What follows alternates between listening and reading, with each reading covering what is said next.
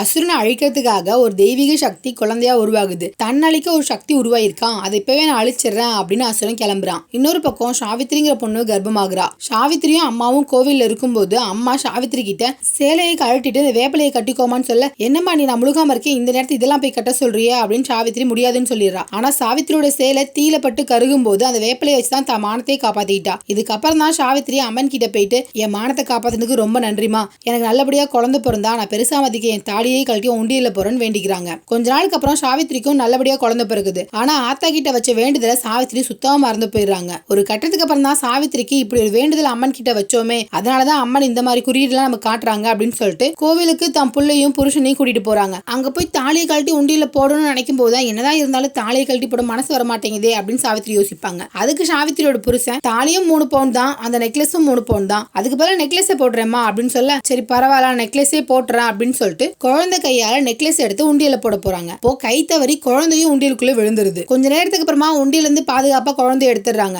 ஆனா அந்த கோயில் நிர்வாகத்தை சேர்ந்த எல்லாருமே உண்டியல விழுற எல்லாமே ஆத்தாவுக்கு தான் சொந்தம், இந்த குழந்தை இப்போ உண்டியல விழுந்திருக்கு, இனிமே இந்த குழந்தையும் ஆத்தாவுக்கு தான் சொந்தம் அப்படின்னு சொல்லி கேக்குறாங்க. ஆனா பெத்தவளோ என் குழந்தை எனக்கு மட்டும்தான், நான் தரவே மாட்டேன் அப்படின்னு கோயில்ல இருந்து குழந்தை தூக்கிட்டு ஓடி போயிடுறா. கொஞ்ச நேரத்துக்கு அப்புறமா குழந்தை யாரோ ஒரு அம்மா தூக்கிட்டு போய் கோவில்ல வச்சிடறாங்க. இதெல்லாமே ஆத்தாவோட வேலை தான், அந்த ஆத்தா நம்ம குழந்தைய நம்மள்ட்ட பிரிக்காம விட மாட்டா அப்படின்னு சொல்லிட்டு சாவித்திரி புருஷனை கூட்டிட்டு பிள்ளையும் தூக்கிக்கிட்டு ஊரை விட்டே ஓடி போயிடுறாங்க. குழந்தைக்கு 5 வயசு ஆனதுக்கு அப்புறமா குழந்தை படிக்கிற ஸ்கூலுக்கு ஒரு புது டீச்சர் வராங்க. அவங்கள பாக்குறதுக்கு அந்த அம்மன் மாதிரியே இருக்கேன்னு சொல்லிட்டு சாவித்திரியும் சந்தேகப்படுறாங்க. இதுக்கப்புறம் அந்த அம்மன் டீச்சர் குழந்தைய சாவித்திரி இருந்து பிரிச்சாங்களா இல்லையா, ஒரு அம்மன் ஒரு குழந்தைய ஏன் தாயிட்டு இருந்து பிரிக்கிறோம்னு நினைக்கிறாங்க. அந்த அசுரனை அழிக்கிறதுக்காக படைக்கப்பட்ட தெய்வீக சக்தி என்னாச்சு?